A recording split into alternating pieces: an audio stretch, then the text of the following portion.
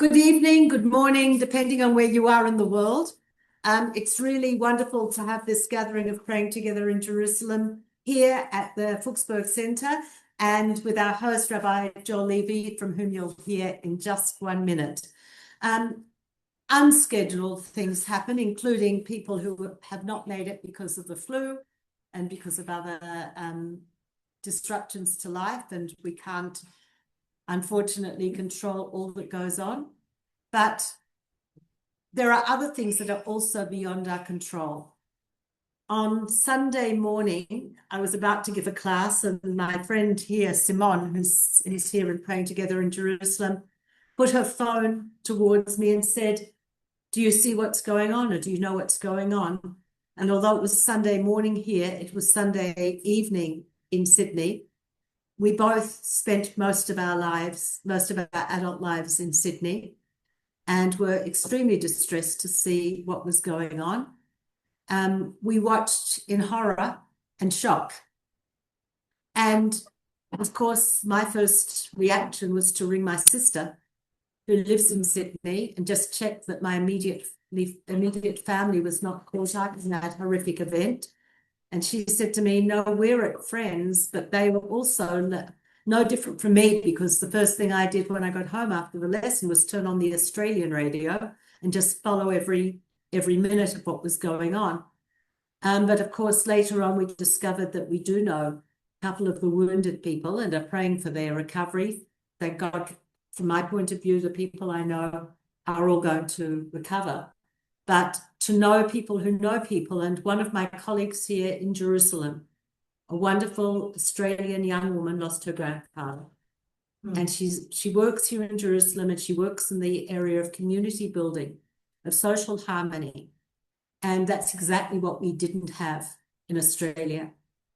A few weeks ago, just before Rosh Hashanah, I was on a speaking tour on behalf of Women Wage Peace in Australia. And it happened that only last Wednesday was my first opportunity to give my report, because of the festivals in between and everything that goes on here. And when this terrible events broke out on Sunday, a number of the women to whom I reported said, "You predicted this." Well, I hadn't consciously predicted it, but I had described the scene in Australia whereby there was such polarization of the community that it was not the country that I recognized or remembered. Australia used to be a very easygoing, middle of the road type country, and it's become completely polarized.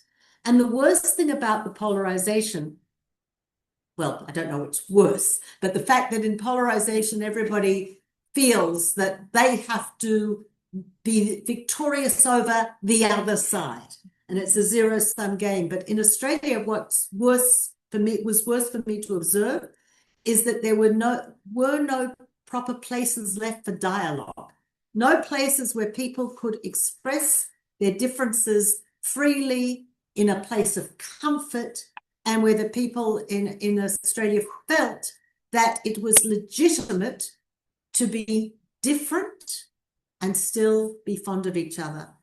Our theme today is stories that inspire. I would like to begin with a story from Australia, from my experience, and then I'm going to ask everybody on the Zoom and in the room to just stand for a minute's silence for the 15 who were murdered callously on Sunday night Australian time, and to pray for those who are still being healed, and to pray for the families who were bereaved. But let's start with a story that inspires. In the last Lebanon war, I was still living in Australia, and my son had just come to live here in Israel. And with an Israeli father, he was immediately conscripted to the army, because if you have an Israeli parent, you're considered an Israeli immediately on landing here. So within 5 weeks of landing, he was in the army.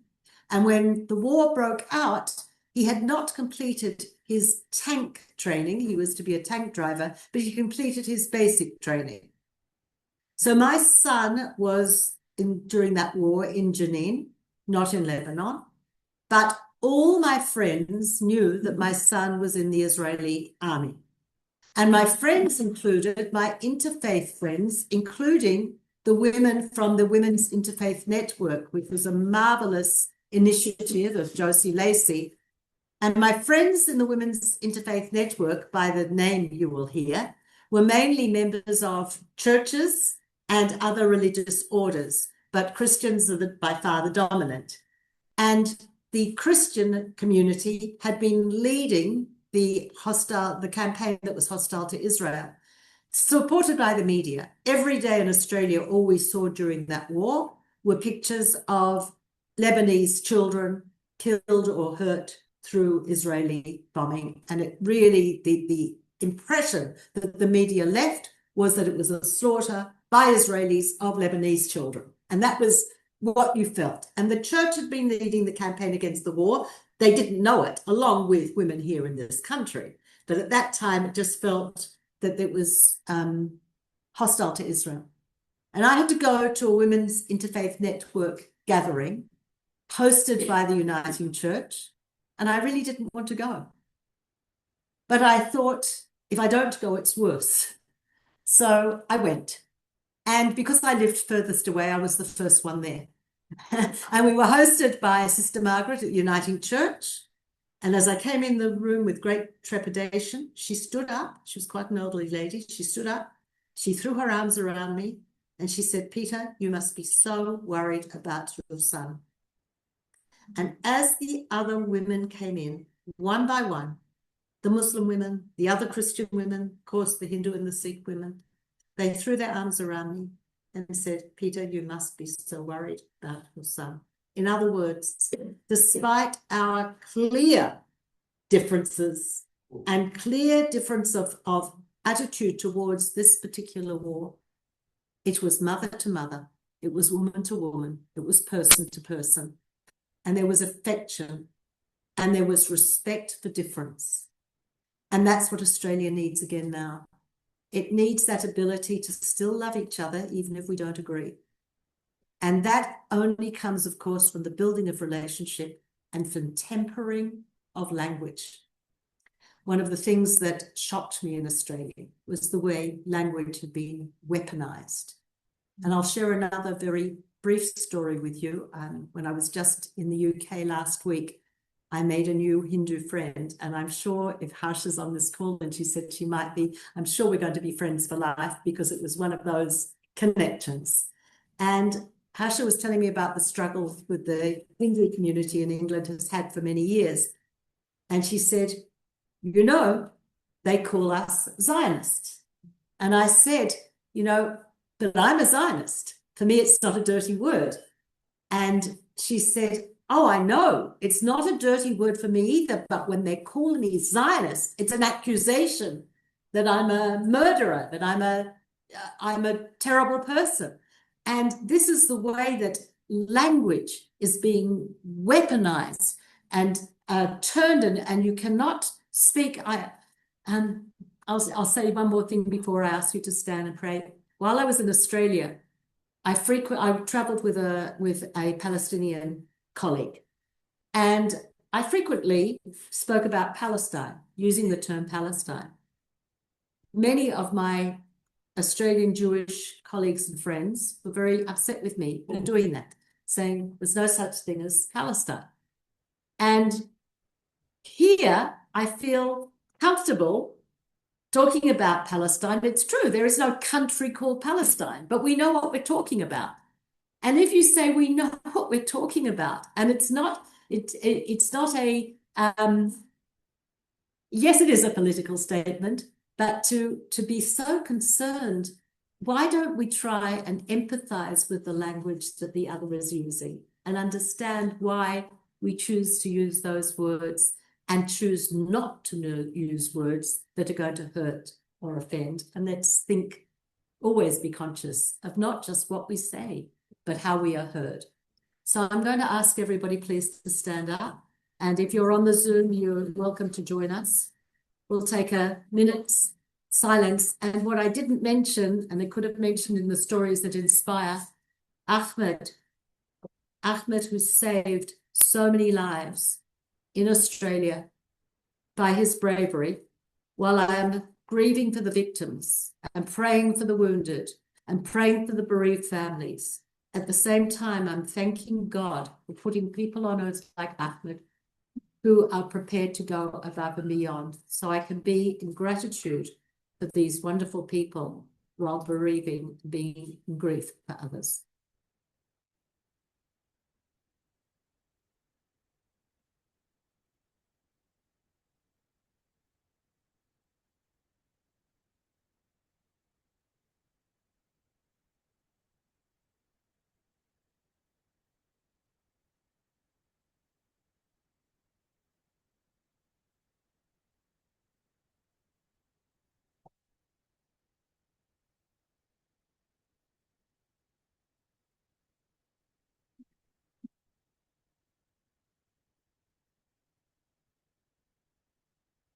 Thank you for sharing, and thank you for sharing the silence, sharing the prayers. It's now my pleasure to invite our host, Joel Levy, to say some words of welcome, and we'll come back later in the program for the candles, but some words of welcome now. Thank you, John. You're standing in front of them. Yes, please. If you can angle it so that you're picked up by those people. So, welcome to the Fuchsburg Jerusalem Center. I'm going to build on the back of what Peter just said. Which was beautiful. So thank you for that. First, I'm going to teach a little snippet of halakha, of Jewish law, and about Chanukah. A very famous question that's asked in the Beit Yosef, who was a commentator on the Torah. We're talking about commentaries, late Middle Ages, on the Talmud, and it's a very famous question that's asked. Well, since the story of Hanukah is, according to the rabbis anyway, marking a miracle that took place with oil in the time of the Maccabees. The miracle was that when the Maccabees re-entered the temple, they found one cruse of oil, and it was only enough to last for one day, and they needed 8 days worth of oil, and they lit the oil and it lasted for 8 days. And that's why we have an 8-day festival. It's a bit confusing why we would have an 8-day festival in general, because Judaism in general has 7-day festivals. So there is a kind of historical question about why there's an 8-day festival. So the Beit Yosef asks the following question. I'll read it in Hebrew just so you can get a bit of sense of Hebrew. It says, you could, if you were being pedantic, you would ask the following question. Lama kavu shmona yamin. Why did they make it an 8-day festival? Since there was enough oil to light for one day, it turned out the miracle was just for 7 nights and not for 8 nights. Because there wasn't enough. It's like a pedantic rabbi question. Like, so, do you want to interrupt me? There's a famous comment on that. There's lots of there's over 100 answers to that question. So, but the question is, given that there was enough oil to last for one night, surely the miracle only kicked in on night 2, and therefore it should be a 7-day festival and not an 8-day festival. And so the Beit Yosef, Joseph Caro, he himself gives 3 kind of weird technical answers. And since that question has been asked, over 100 different answers has been given. And I want to give one answer, which was given by Joseph Soloveitchik verbally. He was a leader of American Orthodoxy in the 20th century. He said as follows: the candle that you light on the first night, which was the night that the attack took place, the day that the attack took place, doesn't celebrate a divine miracle. Soloveitchik says there wasn't a miracle on the first night. The miracle on the first night was a human miracle. It was an anthropological miracle or a social miracle. It wasn't a divine miracle that caused the oil to last for. It was the fact that they lit the candle at all that was a miracle. Soloveitchik says, like, they could have just said, look, we haven't got enough oil. Let's not bother. Or let's wait. Maybe better to wait until we got a good supply of oil in the temple. And they didn't. They just decided to go ahead and light. They kind of, and Soloveitchik says that human miracles always precede divine miracles. Meaning it's when humans act spontaneously without hope of anything special happening or without any divine sign. It's when humans do what they need to do with courage that that things happen in the world. And so when we light the first candle, we're celebrating human capacity to go above and beyond, to overbelieve, to commit ourselves to things even without proof, and to commit ourselves to action even in the face of overwhelming odds. And so the first day is a human miracle, and the last 7 days are a divine miracle. That's Soloveitchik's answer.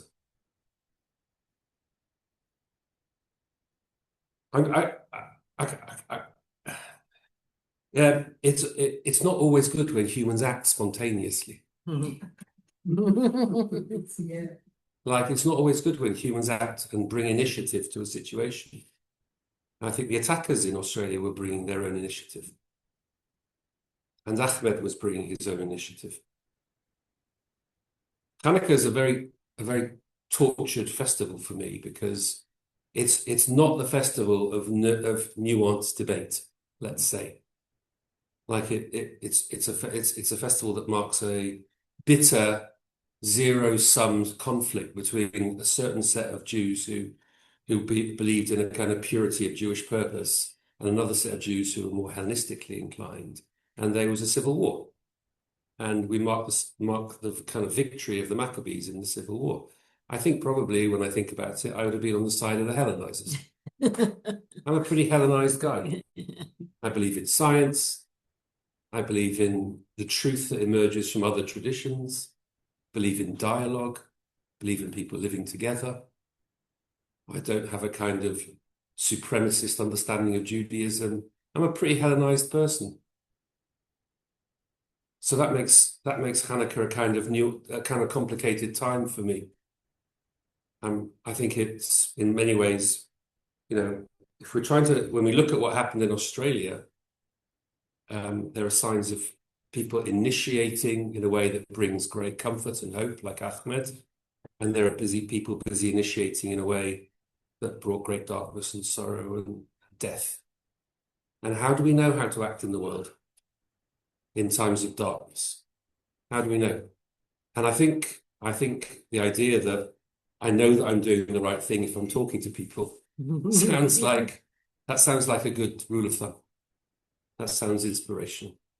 I'll end with I want to end with maybe some words from my grandfather, who was the head chaplain in the British Army during the Second World War, and was amongst the troops who came into Belsen, into Bergen-Belsen at the end of the war. And he lived in Belsen for about a year after the war, a little bit longer, looking after people who were Bergen-Belsen was turned into a displaced persons camp, and so he stayed there after the war. And after Belsen, he had one principle in life. His principle in life was that I'll talk to anybody at any time. I'll talk to anybody. He was an Orthodox Jew, and he sat on the editorial panel for the Reform movement in the UK for many years. He was the head of the Council of Christians and Jews in the UK. His principle in life was that when you've seen inhumanity, you respond to inhumanity with communication. Whoever wanted to talk, he talked. And it's in that spirit, I think, maybe against the spirit of Chanukah, that we gather today. Chanukah is not a very ecumenical festival, but it's against the spirit of Chanukah that we come together to light Chanukah candles, and maybe an Advent candle as well, and that we come to share stories and to inspire each other. And that in many ways is a rebellion against the story of Chanukah. But it is in the spirit of Soloveitchik, in the spirit of people acting, going beyond the word of God maybe, and finding ways to communicate in dark times. So thank you very much for coming. Thank you, John. Thank you so much. Always words of wisdom from Joel. I might just say that the idea of humans taking action. I've just come back from the meeting of the Elijah Board of World Religious Leaders, which took place in Oxford in the UK. And we have finished with a public event.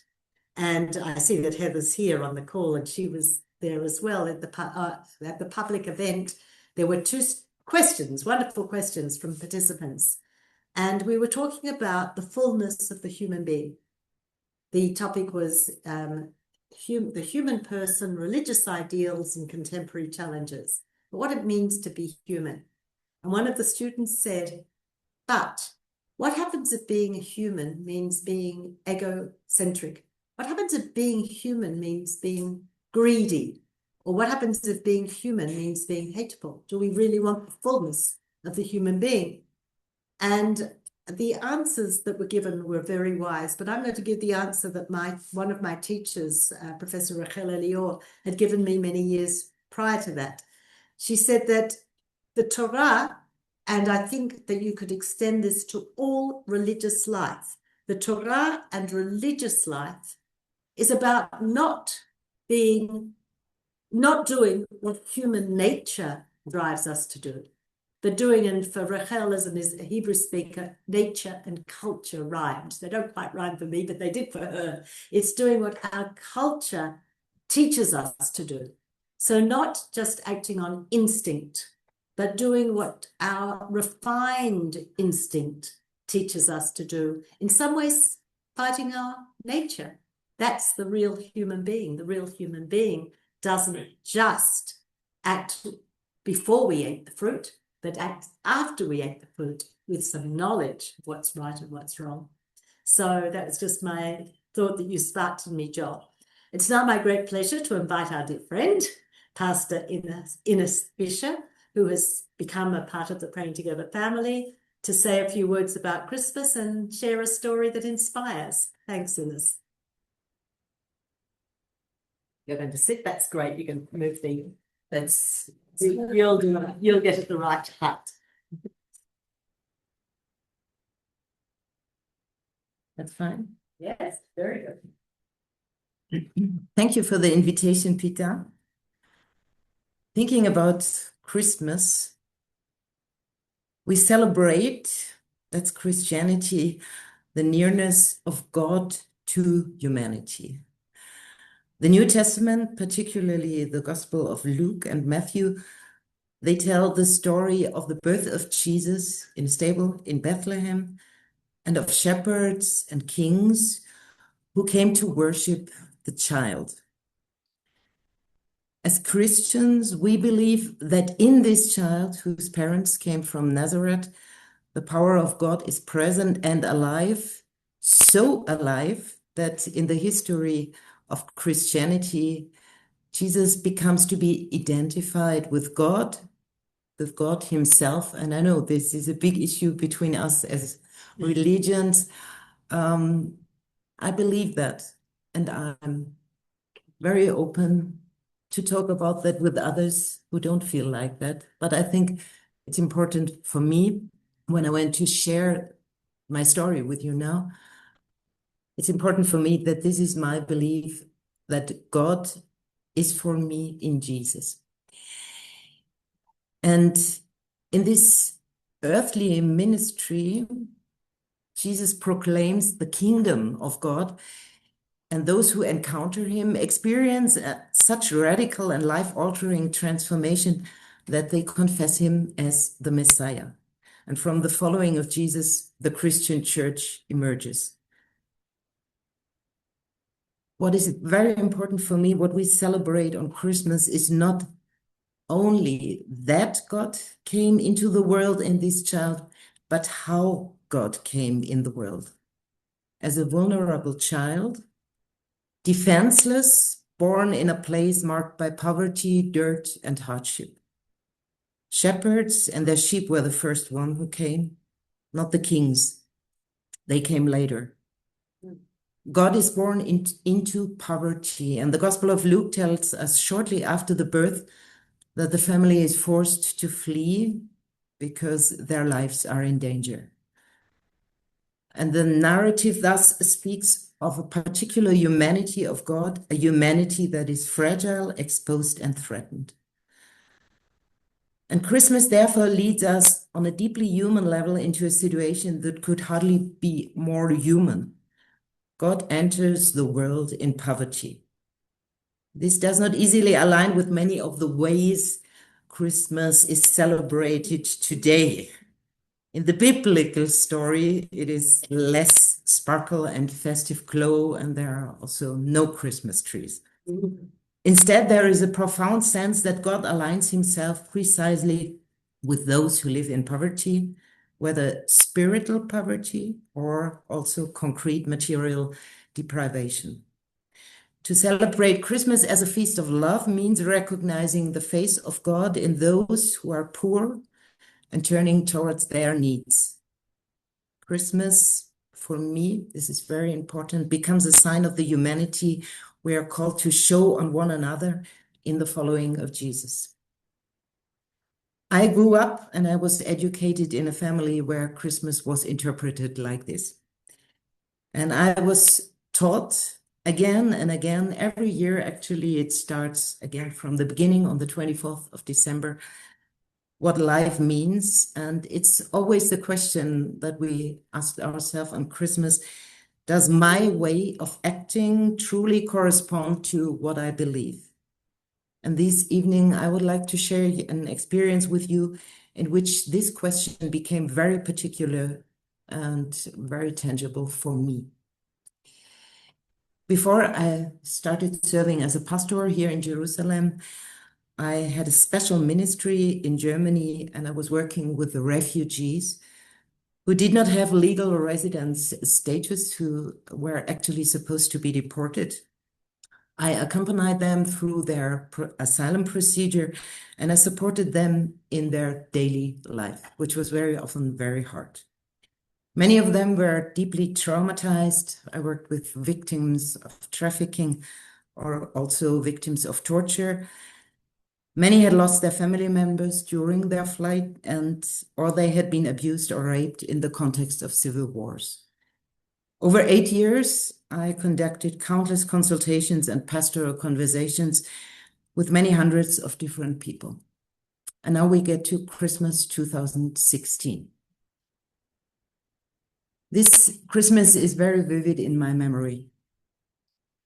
It was December 23rd. When she stood at the door. A young woman from Africa, 5 months pregnant, holding the hand of a small child. And she just said, "I need a place to sleep. I don't have any papers. And I found shelter at a man's place, but he's violent, and I'm afraid, please help me." December 23rd. Who knows Germany knows that in Germany almost all offices are closed, and on the eve of Christmas, hardly anyone can be reached by phone. I called those I thought they might still be at their desks, and one person reluctantly agreed that the woman could be given a room in a homeless shelter on the condition that we come immediately. So we went there together with my car, and we were shown into a shelter. And I still can smell how it smelled in this shelter. A heater far too small stood in the center of the room, and the rest of the room away from the heater was icy cold, filthy, and deeply unsettling. From the neighboring room came loud shouting from people who had already drunk too much by midday. The young woman looked at me with eyes wide in fear, and without thinking anything, I said, "You will not stay here. No, this is not possible." "Then you'll have to leave again," the official snapped, slamming the door behind us. And then I stood there with this woman. In my mind, the images of my own Christmas plans passed by. Worships as a pastor, services, time with family and friends. And now, to take in a stranger I did not know. I lived alone in an apartment at this time. To let her live in my home, to trust her, even to leave her alone there. That day I realized that preaching about Christmas is one thing, and the comfortable chair after the service, the festive meal, and the gifts are quite another. I felt deeply that the message requires our own action, our willingness to see and to act, not our but our yes. And I became aware of personally how difficult it was for me to abandon my own plans and align them with the message of Jesus. That day, many years ago, became a healing day for me because I understood that God places the answer to our questions about how the world might be changed directly at our doorstep. I decided to take the woman and her child with me home. As we got out of the car, exactly in this moment, and we were about to enter my apartment, my phone rang once more. It was the women's shelter where I also had left a message earlier that day in order to ask for help. Do you still need a place? If so, come immediately. And I agreed, knowing that a professional setting would be probably better than my living room, where she could have been alone for a long time. We drove there, and the young woman and her child did indeed receive shelter for several days. In the days that followed, I almost felt a little bit lonely. And to this day, I thank God for placing me in a situation that brought me closer to the true meaning of Christmas than ever before. Oh, Thank you for listening. thank you. It was really beautiful. Thank you. It's beautiful. It was really, really beautiful to hear from you, Inez. Thank you so much. So, Hanna is, as always, she's here with Ivor, and later on, the two of them are going to provide us with musical backing or singing and the great job they do. But for now, I'm going to invite Hanna to come and share a story with us, a story that inspires. So let's take one sec. She's coming through. Would you like to sit or stand, Hanna? What do you prefer? Hanna, are you going to prefer to sit or to I stand? think sit, because honestly, when you stand, it doesn't come out right. There you go. Okay, thank you. So you'll tip the screen too. Okay. It's a hard story to, it's a wonderful story. Thank you for sharing that. Now, I think I missed, when Peter asked me to tell a story, I missed the facts that inspired you. I didn't hear that. And so I thought of a story that was suitable for Chanukah, and I hope it will be inspiring. It's a difficult story, and there's no good closure to it at the end. I'm warning you now. It's called The Cottage of Candles. You hear the candles in the story. It's a Jewish story in an anthology by Howard Schwartz, and possibly comes from Afghanistan. So once upon a time, there was a man who was searching for justice. As it says in Deuteronomy, Tzedek, Tzedek, Tirdof, justice, justice shall you pursue. And he searched. He went to every continent, every jungle, all over the world, and he did not find justice. And here he comes to the very last forest that he has not explored, and he's looking for justice. And he sees sort of a building. And in the building, at the windows, there are lots and lots of candles. They're actually little pottery with holders with a wick and oil. Goes in, and you know what? Inside, it's a much bigger building than what it looked like from the outside. He's looking around, and suddenly an old man appears next to him. An old man dressed in white, with a beard. Shalom Aleichem, Aleichem Shalom. Hello. My name is Yankel, but it probably wasn't Yankel if it came from Afghanistan. But what is this building? What is this? Oh, said the old man. Every holder of oil stands for the life of a person. As long as there's oil in the holder, that person lives. When the oil finishes, the person dies. And he looks around and he sees that some of these holders are full of oil, burning brightly, but others do not have much oil in them at all. And then he actually saw that one sputtered out. And that means, said the old man, that person's life has come to an end.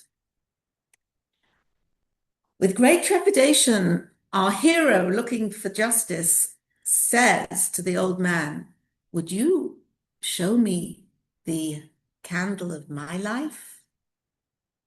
Follow me. And they walk deeply into the cottage building. And then the old man disappears. And he's left looking at the holder. And to his horror, he sees that there's hardly any oil in the holder. And then he looks to the right, and he looks to the left. And lo and behold, on either side, there are holders with lots of oil burning brightly.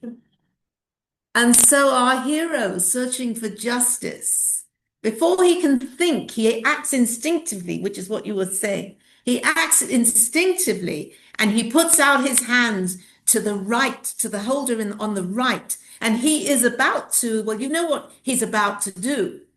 And all of a sudden, the old man in white reappears and grips him on his arm.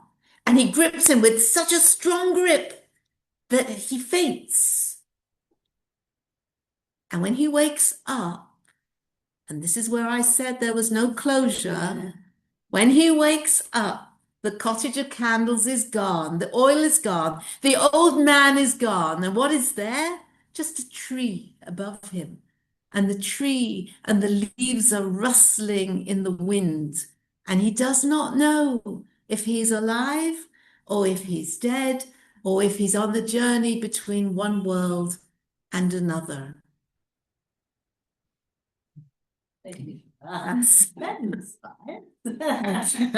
it raises many wonderful questions. Yeah, it raises more questions than answers, but thank you. Thank you so much.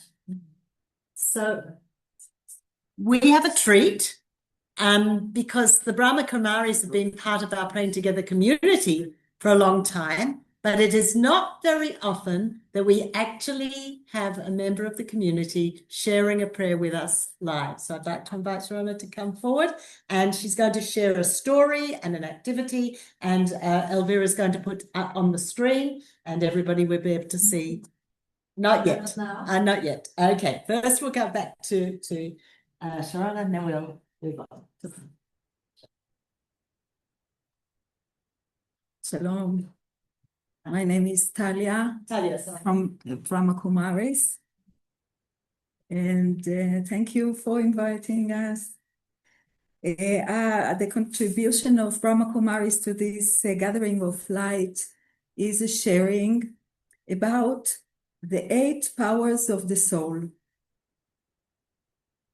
Each one of us has these powers inherited in him. They are abilities that make us able to handle ourselves in a lighter manner, to manage our thoughts and emotions, words and actions in a more beneficial way to ourselves and others. They bring light to our journey of life and to our surroundings. The powers are the power to withdraw from thoughts, to get within to the silence like a turtle that gets inside.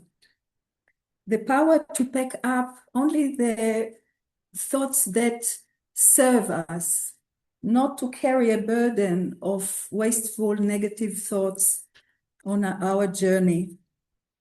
The power to tolerate, to be stable and strong in our truth, and respond correctly to challenges. The power to adjust, like water that find their way in any surface.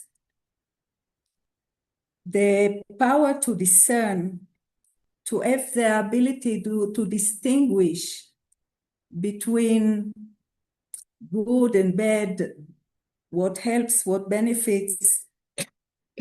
It's like distinguishing between false and true jewels. And the power to decide. It's like judging and having a decision that is according to the circumstances and truth. The power to face challenges and find benefit even in any situation, and the power to cooperate and join to mutual tasks and aims. So these are the 8 powers of the soul. It is not by coincidence that the festivals of light, like Christmas, Chanukah, and Diwali, are celebrated in winter at night, because that's the time we need light and joy the most.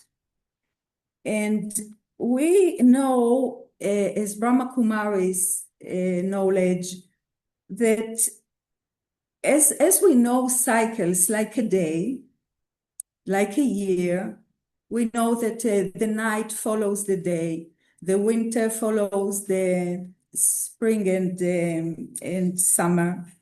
We, according to the Brahma Kumari's understanding, acknowledge another larger cycle, the cycle of humanity, which also has seasons, like spring and summer, autumn and winter. And actually, looking at the cycle of humanity, what do you think, at what season are we now? Oh, very low. Very low. It's cold and kind of empty. It's dark.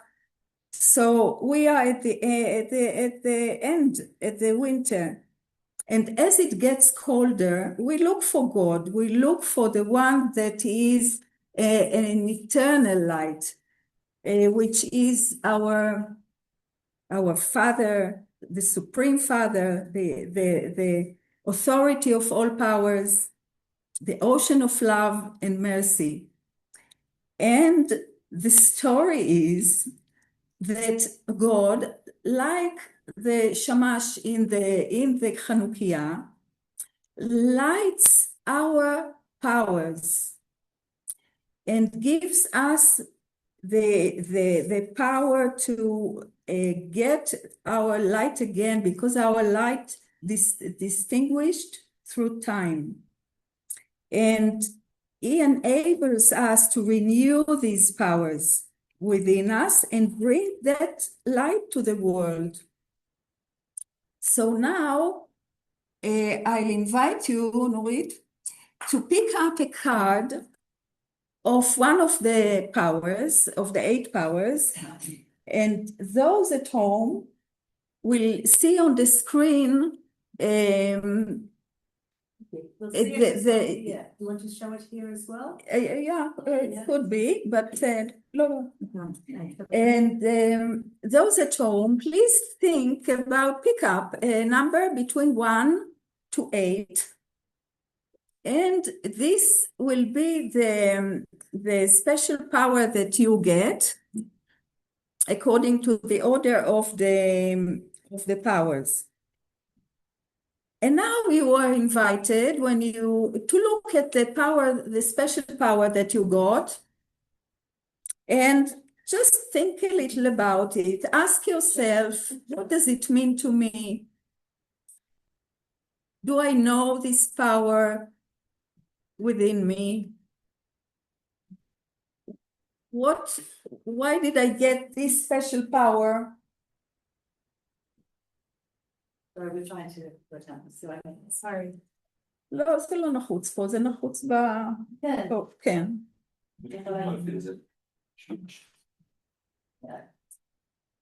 כן, אז please just reflect on it for a while. Also you at home, pick the one that you chose and just have a reflection of it. Why did I get it at this time?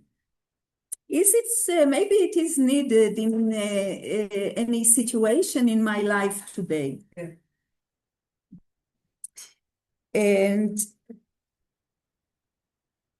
yeah, so let's have a minute about that, each one with himself.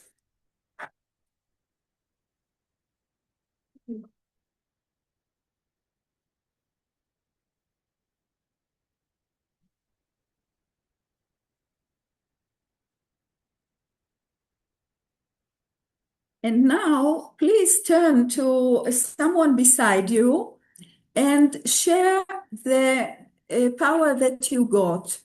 The idea is that now that you are lit, you can light another one. Can we? Need to.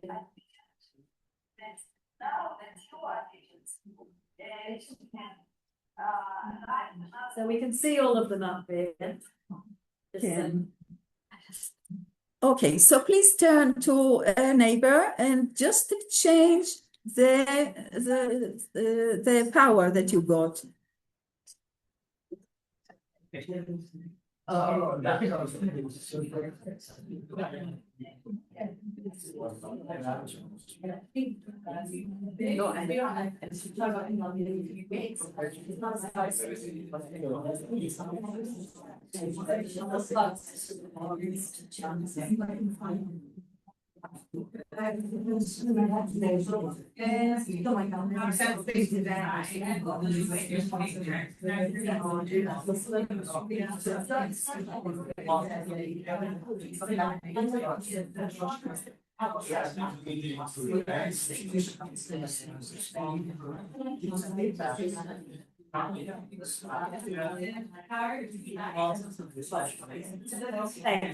Yeah, so thank you. And now we see how we multiply the light by sharing it. Thank you so much.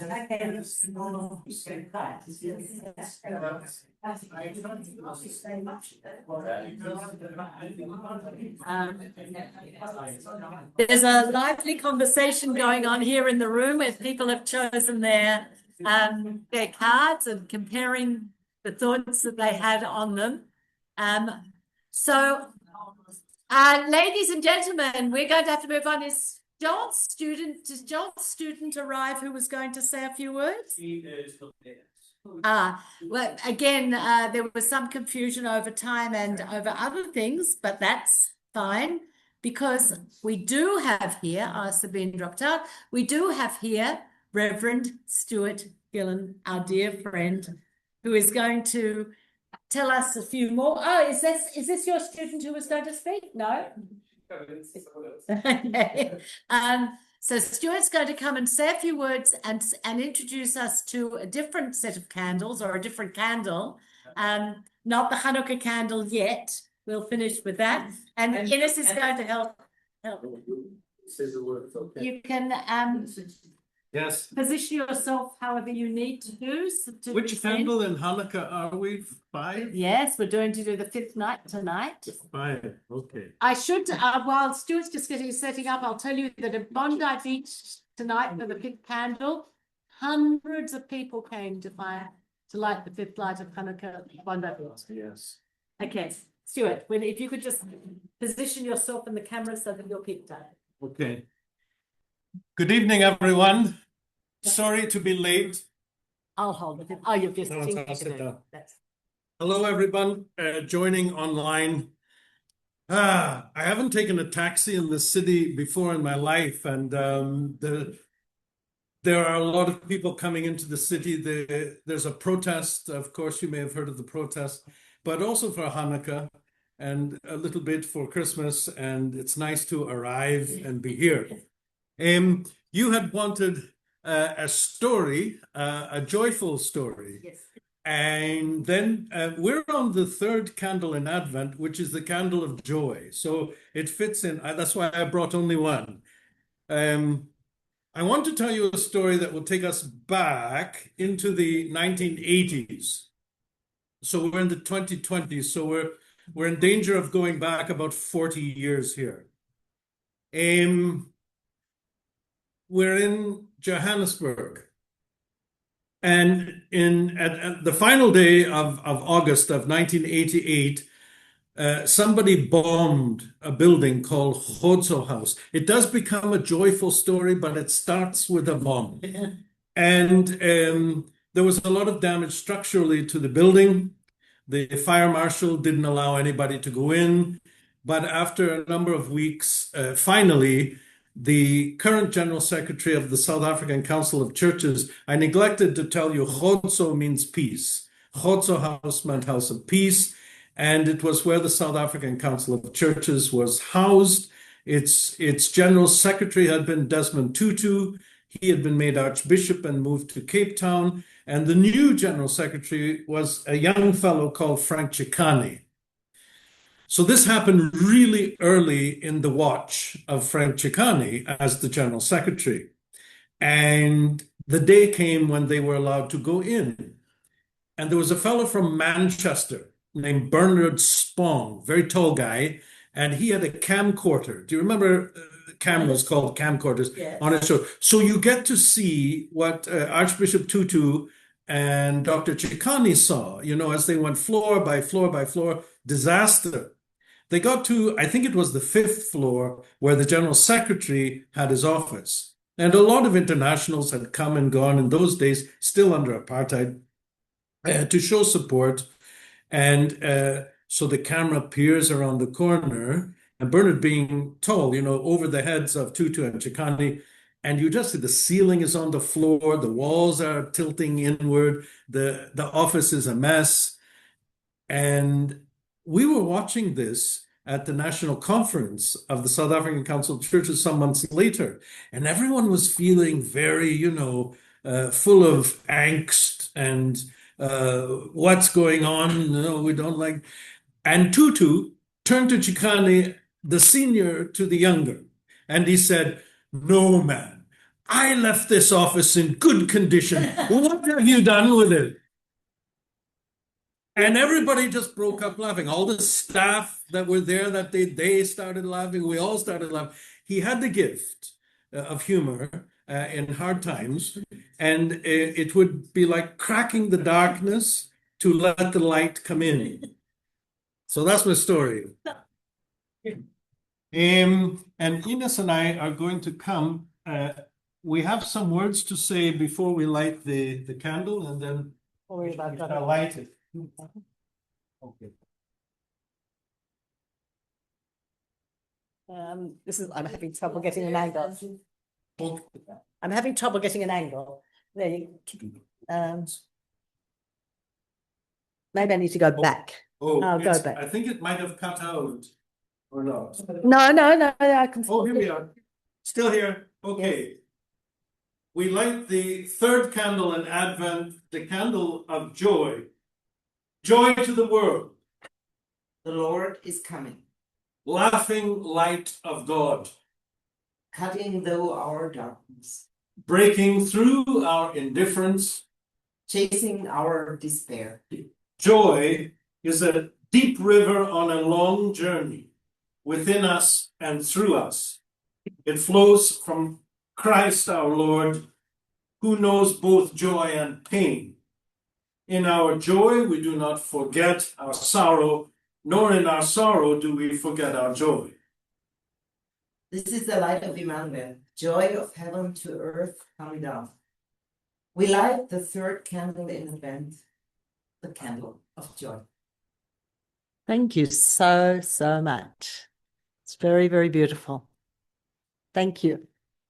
Any sign of your student yet? So we're going to light the Hanukkah candles now, and Hanna and will lead us in song. Joel. Are we singing? I'm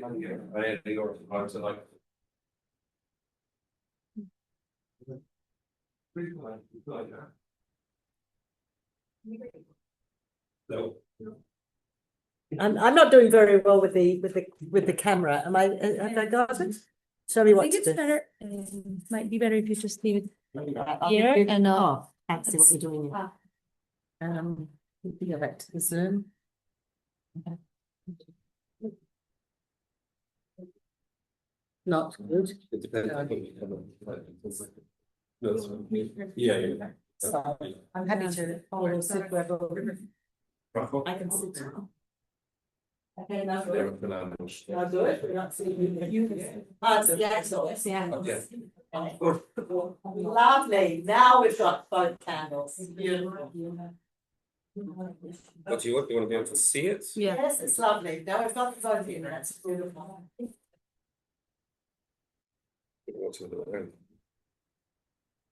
We haven't got the places, but we'll get them later. No, just when before we finish today, we're going to get a bunch of everybody around with candles for the lighting with us. Joel, do you want to introduce us with you? No, you should. Don't introduce yourself. Introduce yourself. Everyone, nice to meet you. Uh-huh. I'm Eliora, Hi, Rabbi Eliora. Nice to meet you. I will light the Chanukah candle with you tonight. So it's the blessing on the top of the page in the square.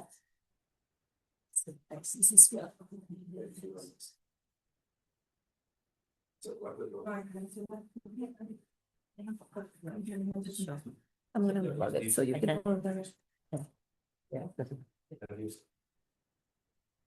ברוך אתה אדוני אלוהינו מלך העולם אשר קידשנו במצוותיו וציוונו ליד מקנה של חנוכה. ברוך אתה אדוני אלוהינו מלך העולם שעשה ניסים לאבותינו בימים ההם בזמן הזה. Amen. What a love can no matter. Amen. על הניסים ועל הנפלאות ועל התשועות ועל המלחמות שעשית לאבותינו שעשית לאבותינו בימים ההם בזמן הזה. על ידי קודש הקדושים וכל שמות ימי חנוכה נר כבוד קודשם, אין לנו שוב להשתמש בהם אלא אותם בלבד. אלו הודות לנו על שמך הגדול, על ניסך ועל נפלותיך, ועל ישועתך. That means that we cannot turn off the lights. And because we can't use these lights for anything other than remembering the holiday, not for practical use. So, and we just said that. So, Ivor and Hanna, do you want to come forward? Thank you.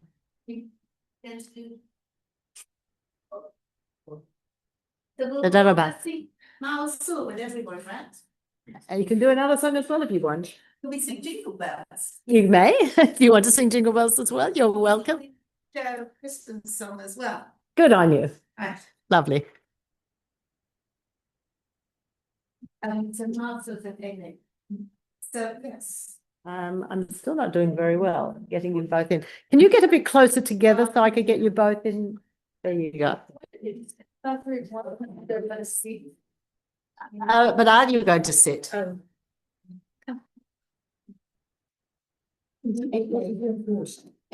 miles okay. A major, A major. Yeshuati, Lechana El Shamea, Tiko Tefilati, V'sham Toda Nezamen, Baby talking about it's say more, it's more, trying to come out of this bed. Say more, it's more, trying to come from this bed. How many verses do you want us to sing? Or do you want to do one more? Yavane, that's not 5 verses. Ashmadim, Ochar to Choma, not Migdalai, the people for the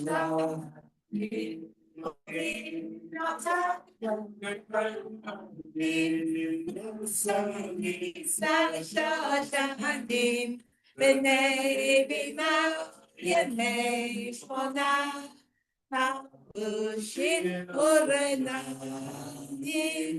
B'nai B'nai Yemei Shmona Ha'ushim Urenanim. And now we thought, because it's an interfaith Chanukah Christmas party, and we love Christmas carols, we'll sing. So please, it's not D. Jingle bells. Jingle bells, jingle all the way. Oh, what fun it is to ride in one horse open sleigh. Oh, jingle bells, jingle all the way. Oh, it's good ride in one horse open sleigh. Dashing through the snow, one horse open sleigh. Over the hills we go, in all the way. Bells on bobtails ring. If it's bright, what fun it is to ride. Night, oh, jingle bells, jingle all the way. Bells, what fun it is to ride one horse open sleigh. Jingle bells, jingle all the way.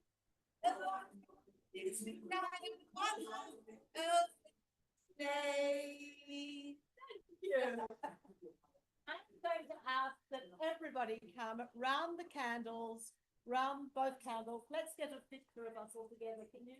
Thank you. Let's everybody come and join us. You a Merry Christmas. We wish you a Merry Christmas. We wish you a Merry Christmas and a Happy New Year. We wish you a Merry Christmas. We wish you a Merry Christmas. We wish you a Merry Christmas and a Happy New Year. We're not all on the Zoom, but we're all going to be in the Paja. Come on, everybody, gather round closely. That's lovely.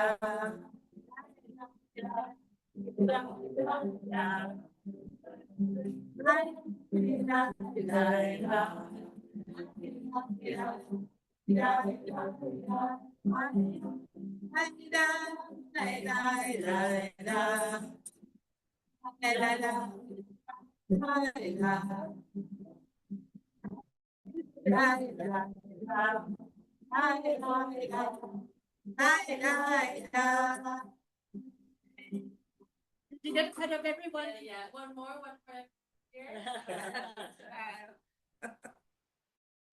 Thank you. Thank you. We have, just before we close up, Sarah, you're going to share a story with us to inspire us, is that right? Are you ready? I reckon From Sheikh Hadash, yes. Ready to share a story? Oh, you on the spot. I'm sorry about that. I'm so sorry. Yeah, my.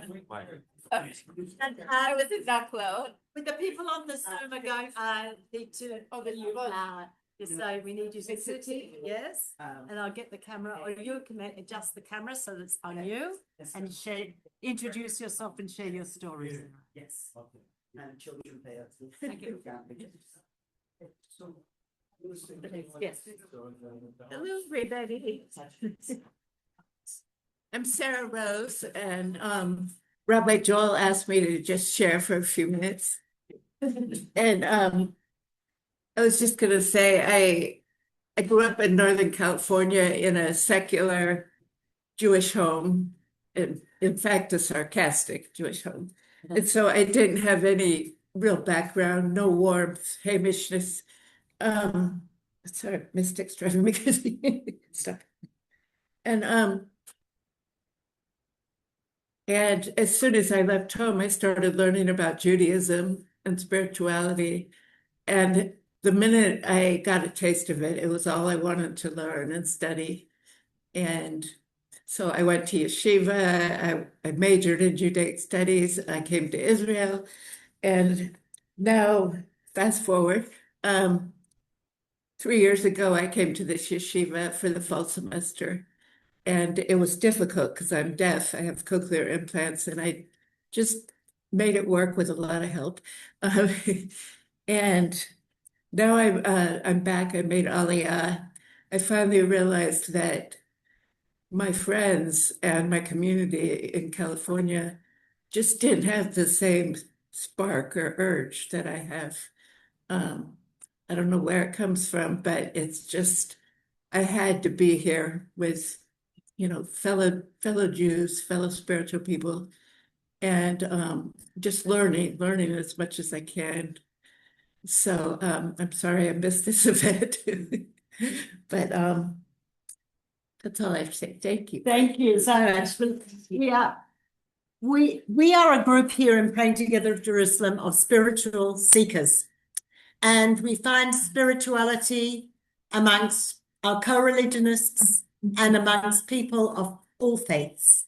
And it's one of the most beautiful things is to feel the spiritual strength of this group, despite or because of our diversity. In fact, I'm one of these people, and Joel mentioned it right at the beginning, that I actually think that my spiritual life by people who share a different path of spirituality. It helps me clarify for myself who I am, but also grow from the sharing of something different. And that's what we do in this community and Praying Together in Jerusalem. I'm so grateful you're all here. In 2 weeks is the first day of the secular year, on Thursday, the 1st of January. So we are going to gather at 5 p.m. Jerusalem time on Zoom for sharing prayers, Zoom only. It won't be an in-person gathering, but I know that, for example, some people in America will have stayed up all night and won't be joining us because it will be morning for them. But we're hoping that you all will join us on Zoom and share your prayers for the new year. It's an open mic sort of praying together in Jerusalem. We're going to invite people, those of you who know ahead that you would like to offer a prayer. There is a time limit of 1.5 minutes per person. And if you know that you would like to offer a 1.5 minute prayer, you can send us a message. We'll send out a request that you can respond to. But if you don't know that you would like to offer one and you join us and you are spontaneously want to share a prayer, I'm sure there will be time for that as well. So please, it's a new year. This has been a pretty horrible year in so many ways.